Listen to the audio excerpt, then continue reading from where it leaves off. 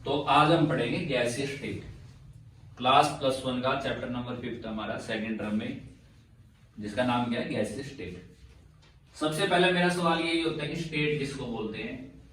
और बहुत सारे बच्चे कहते हैं कि जैसे solid, liquid, gas, plasma, Bose Einstein, condensate, ये सब क्या है, स्टेट, जो कि एक इम्प्रॉपर डेफिनेशन है। स्टेट का कुछ अलग ही मीनिंग है। स्टेट क्या होता है, एक सिस्टम होता है। State is a system with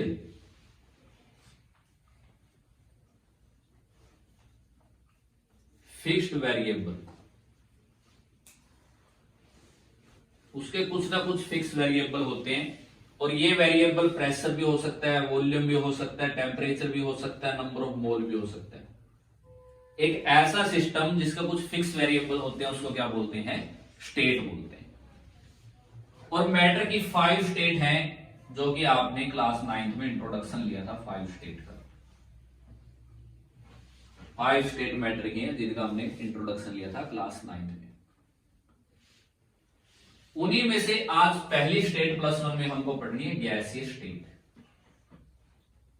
गैसीय स्टेट, किसी भी स्टेट को पहचानना है तो पहले उसके कैरेक्टरिस्टिक्स देखते हैं। उसके कैरेक्टरिस्टिक्स देखते हैं, क्या क्या कैरेक्टरिस्टिक्स हैं। गैसीय स्टेट का एग्जिस्ट होने का सबसे पहला और मेन कैरेक्टरिस्टिक्स है कि इसके पार्टिकल की जो थर्मल एनर्जी है वो बहुत ज्यादा है, force of attraction between its particles. कोई भी स्टेट की एग्जिस्टेंस दो ही चीजों पे डिपेंड करती है। बेसिकली दो ही चीजों पे डिपेंड करती है किसी भी स्टेट की एग्जिस्टेंस। पहली तो उसकी थर्मल एनर्जी क्या है पार्टिकल की, और दूसरा उन पार्टिकल के बीच में कितनी ज्यादा फोर्स ऑफ अट्रैक्शन है। अब सॉलिड जो है, सॉलिड के पार्टिकल के अंदर इतनी ज्यादा फोर्स ऑफ अट्रैक्शन है कि काइनेट जो उनके पार्टिकल की एनर्जी है वो बहुत कम है, थर्मल एनर्जी बहुत कम है, इसलिए वो पास पास रहता है। हाई मेल्टिंग बॉइलिंग पॉइंट होती है और उसकी प्रॉपर्टी अलग होती है, लेस कंप्रेसिबल होता है। लेकिन गैस में क्या होता है, पार्टिकल की थर्मल एनर्जी बहुत ज्यादा होती है, वो एक दूसरे से भी टकराते रहते हैं, और जिस कंटेनर में डाले होते हैं उन पे भी टकराते रहते हैं, तो थर्मल एनर्जी बहुत ज्यादा बढ़ जाती है, जिसकी वजह से उनमें वीक फोर्स ऑफ अट्रैक्शन होती है। और अगर मैटर डिफरेंट स्टेट में एग्जिस्ट नहीं कर रहा होता तो भी हमारे लिए खतरनाक काम था। अगर मैटर की लिक्विड स्टेट नहीं हो रही तो हम पानी नहीं पी रहे होते। अगर मैटर की गैसीय स्टेट नहीं हो रही तो हम सांस नहीं ले पाते, ऑक्सीजन नहीं होती। सॉलिड फॉर्म नहीं होती तो डिफरेंट टाइप के जो फूड हैं, फूड से रिलेटेड चीजें हैं, कॉस्मेटिक, बहुत सारी चीजें आज हमारी लाइफ में हो गई हैं, वो सॉलिड नहीं हो पाती। इसलिए स्टेट का होना भी बहुत जरूरी है, और स्टेट कैसे बनती है उसका समझना भी जरूरी है। तो जैसे स्टेट बन गई, और स्टेट का पहला क्या है, किस कारण से बनी, क्योंकि इसके thermal energy force of attraction से ज्यादा है, यानी कि पार्टिकल इसके मोशन में है, दूर दूर है, नेग्लिजिबल फोर्स ऑफ अट्रैक्शन है इसके बीच में। वो बाद में पढ़ेंगे जो जो थ्योरी आएगी इसको एक्सप्लेन करने के लिए। पहला कैरेक्टरिस्टिक क्या होता है गैस का, gas does not have fixed volume and shape. Gas की फिक्स वॉल्यूम और शेप नहीं होती। जैसे इस रूम में है, जिस रूम में हम पढ़ रहे हैं, यहां पे सपोज करिए ऑक्सीजन की एक टाइम अमाउंट बहुत ज्यादा है, कुछ टाइम फिर कम होगी, फिर ज्यादा आएगी, क्योंकि पार्टिकल मोशन में बहुत दूर दूर पार्टिकल है। इसलिए एक जगह पे उसकी कंसंट्रेशन बोले तो वॉल्यूम भी फिक्स नहीं मिलता है, और क्या नहीं मिलता है, फिक्स शेप भी फिक्स नहीं मिलती है। ठीक है जी, गैस की ना फिक्स शेप होती है ना फिक्स वॉल्यूम होता है। दूसरा, they have high kinetic energy and negligible force of attraction।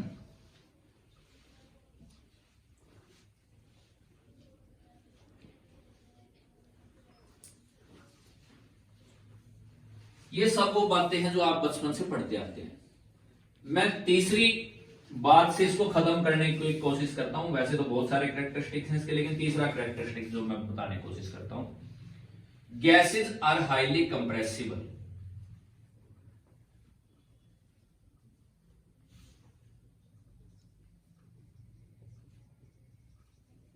Gases are highly compressible, यानी कि गैस के पार्टिकल दूर दूर होते हैं, कंप्रेस करते हैं और पास आते हैं और पास आते हैं और पास आते हैं।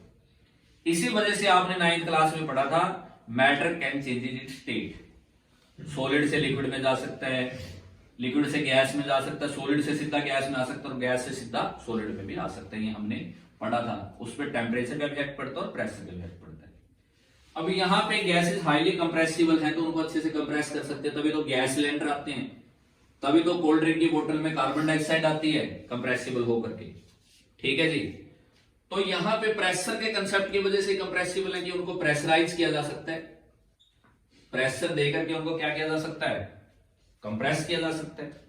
तो इसीलिए गैसीय स्टेट में सबसे पहली प्रॉपर्टी जो हमको पढ़ने की जरूरत पड़ती है वो है concept of pressure. Concept of pressure हमको यहां पे पढ़ने की जरूरत है। आइए कंसेप्ट ऑफ प्रेशर समझते हैं कि प्रेशर का कंसेप्ट कैसे काम करता है। ये उतार लिया होगा आपने। अब मैं करता हूं कंसेप्ट ऑफ प्रेशर। देखिए, नहीं भी उतारा होगा तो आपको वीडियो में मिल जाएगा, कोई दिक्कत नहीं है। कंसेप्ट ऑफ प्रेशर, प्रेशर का कंसेप्ट।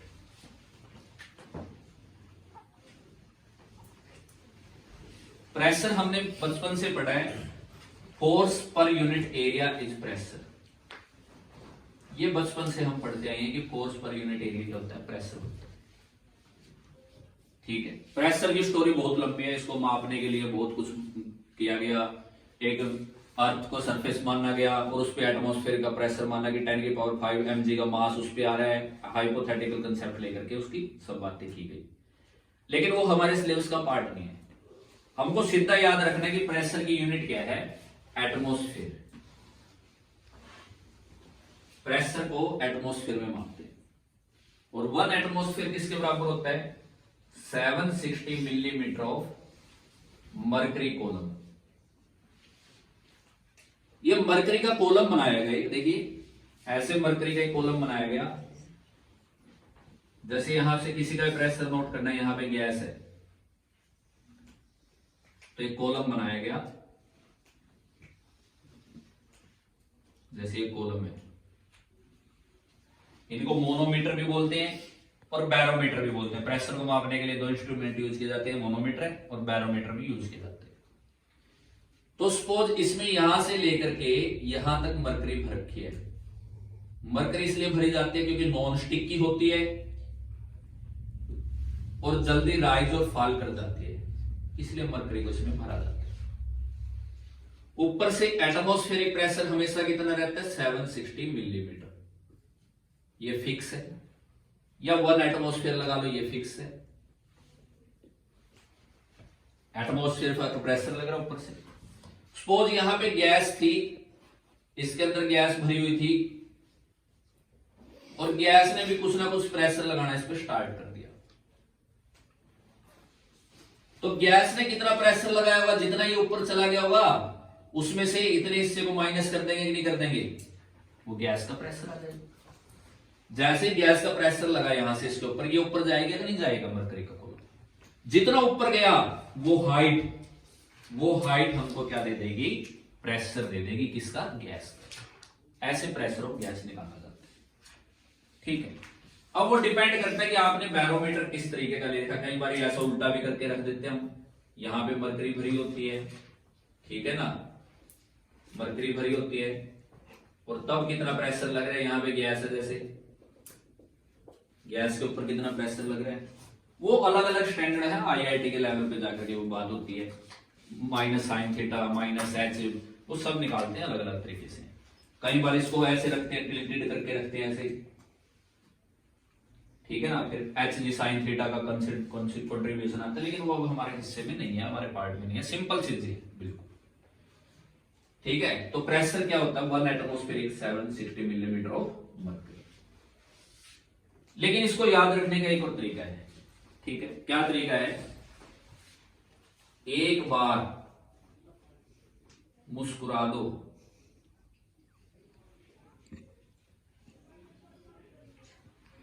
लाखों पास्कल खड़े हो जाएंगे राह में।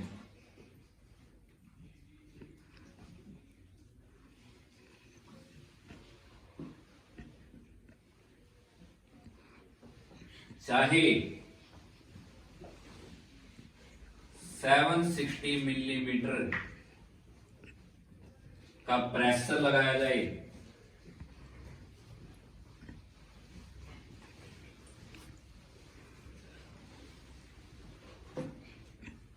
चाहे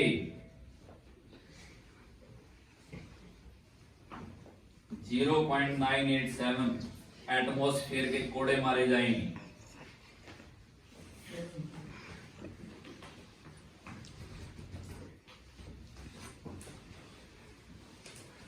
मरने को तैयार है तुम्हारी चाह में।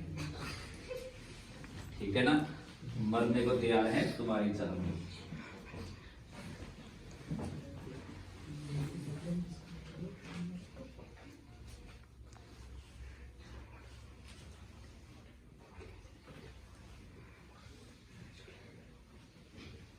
ये याद करने का तरीका है कि एक बार मुस्कुरा दो, सिर्फ एक बार, लाखों पास्कल खड़े हो जाएंगे राह में। तो एक बार किसके बराबर हो गया बेटा जी, देखो 10 की पावर 5 पास्कल के बराबर हो गया। चाहे 760 मिलीमीटर का प्रेशर लगाया जाए,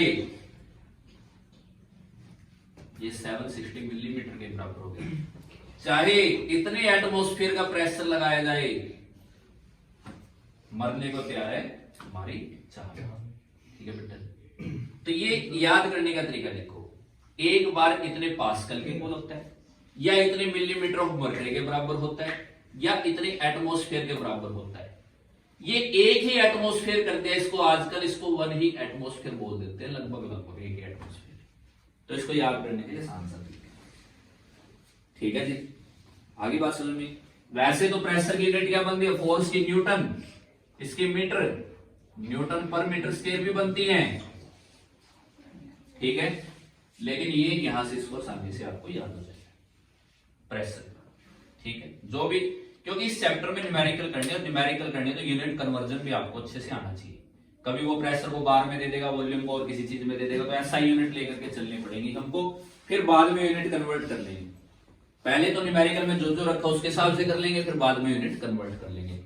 ठीक है, और चैनल पे एक यूनिट कन्वर्जन का भी मैंने डाल रखा है, यूनिट कन्वर्जन कैसे करते हैं आप उसको भी देख लेंगे एक बार इस चैप्टर को करते हुए। तो ये प्रेशर के बारे में था। ठीक है, प्रेशर हमको चाहिए, जरूरी है प्रेशर। गैस क्योंकि कंप्रेसिबल होती है, प्रेशर का बहुत बड़ा रोल होगा। ठीक है जी, अब मोर पढ़ते हैं गैस के बारे में। गैस लॉ पढ़ते हैं सबसे पहले। गैस किसके साथ गैस का बिहेवियर होगा, गैस लॉ के ऊपर उसका बिहेवियर होगा। ठीक है, बेशक ये जो है मान लिया आपका चला हुआ, ये आपको उतारने का टाइम मिले या ना मिले, आपको वीडियो में सब कुछ मिल जाएगा। ये वीडियो अपलोड हो जाएगी, आप वहां से भी देख के इसको कर सकते हैं। चलिए अब आगे चलते हैं। गैस लॉ, गैस के लिए कुछ लॉ भी दिए गए, गैसीय स्टेट के लिए कुछ लॉ भी दिए गए। ये तो बेसिक सा था, इंट्रोडक्शन थी प्रेशर वगैरह की। अब गैस के कुछ लॉ दिए गए हैं जिनके ऊपर गैस काम करती है। ठीक है, जैसे बोयल्स लॉ, चार्ल्स लॉ, ठीक है ना, एवोगैड्रो लॉ, सब बहुत सारे लॉ दिए गए। ठीक है, लेकिन हम सबसे पहले बोयल्स लॉ को पढ़ेंगे। गैस का जो सबसे पहला लॉ है that is Boyle's law. Boyle's law, Boyle's law. ठीक है, बोयल्स लॉ किसके ऊपर काम करता है, कांस्टेंट टेम्परेचर और नंबर ऑफ मोल होने चाहिए। बुक में सिर्फ टेम्परेचर कांस्टेंट लिखता है, लेकिन नंबर ऑफ मोल भी कांस्टेंट होने चाहिए। ठीक है, बॉयल्स लॉ क्या कहता है कि pressure of a gas is inversely proportional to its volume at constant temperature, ये बॉयल्स लॉ बोलते हैं। ठीक है, pressure of a gas is inversely proportional to its volume at constant temperature and number of mole. ये बात लिखनी बहुत जरूरी है। कांस्टेंट किस पे है? हर जगह प्रेशर और वॉल्यूम आपस में नहीं होगा इनवर्सली प्रोपोर्शनल। हमको देख करके करना पड़ेगा कि टेम्परेचर कांस्टेंट है या नहीं है, तभी ये ला लगेगा, तभी ये ला लगेगा। तो यहां पे पीवी किसके बराबर आ गया बेटा जी? कांस्टेंट के बराबर आ गया। PV is equal to constant.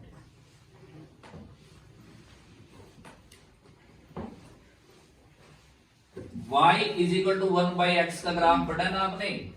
ऐसा ग्राफ होता है y is equal to 1/x का ग्राफ। ये ग्राफ होता है। ठीक है, जैसे स्ट्रेट लाइन आपको पक्का याद होगा, स्ट्रेट लाइन का होता है y is equal to mx plus c। ये रहा y, ये है x, ये है c इंटरसेप्ट है और m स्लोप है। स्ट्रेट लाइन ग्राफ ये हो गया, ये c इंटरसेप्ट। ये आपको बड़ा अच्छे से याद होगा, लेकिन ये याद नहीं होगा क्योंकि बहुत कम पढ़ते हैं। ऐसे y की पावर e का x का याद नहीं होगा, y की पावर e की पावर माइनस x का याद नहीं होगा। तो ये याद होनी चाहिए ग्राफ। मैथमेटिक्स में यही सिखाया जाता है बेसिक 9th-10th क्लास में कि ग्राफ कैसे बनते हैं। तो यहां भी यही ग्राफ बनेगा। P वर्सेस V का ग्राफ क्या बनेगा? ये तो बनेगा। ठीक है जी, ग्राफ ये बनेगा। पीवी क्या है? कांस्टेंट है। फायदा क्या है इसका? मान लिया एक गैस है कांस्टेंट टेम्परेचर पे और उस गैस का प्रेशर P1 है, वॉल्यूम V1 है। उसी गैस को दूसरे कंटेनर में ट्रांसफर किया जाता है सेम टेम्परेचर पे, वॉल्यूम उसका V2 हो जाता है। P2 बताइए क्या है? मान लिया प्रेशर 2 एटमॉस्फेयर दे दिया, वॉल्यूम 100 ml दे दिया। यहां पे वॉल्यूम 2, यहां पे वॉल्यूम स्पोज दे दिया उसने 200 ml और प्रेशर पूछ रहे कितने। तो हमको पता है पीवी क्या होता है? कांस्टेंट। पीवी क्या होता है? तो पहली स्टेट का P1 V1 बराबर किसके होगा? P2 V2 के बराबर होगा। तो P1 उसने 2 दे दिया, V1 कितना दे दिया? 100। P2 निकालना है, ये कितना हो गया? 200। 200 क्या कट गया? ये 2 से 2 कट गया। P2 कितना आ गया? 1 एटमॉस्फेयर।